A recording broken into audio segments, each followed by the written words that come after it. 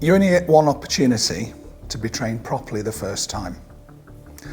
If you take training that isn't suitable or isn't of a high enough quality, you're never going to be able to progress through the industry to the sort of top level that the industry will be demanding in the next few years.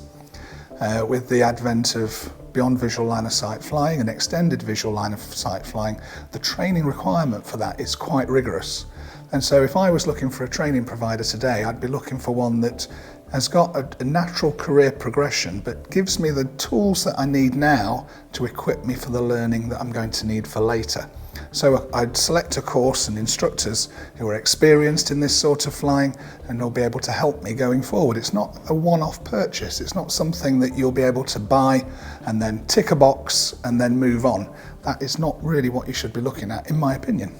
I think you should be looking for a training provider that will be able to support you in a building block approach to be able to build a career with strong foundations. And the way to do that is to not have your own mistakes to learn from. You know, there are plenty of people around who have made those mistakes already, but have also learned from it and built a really good system so that that support network is there for you and your training has got the best chance of success.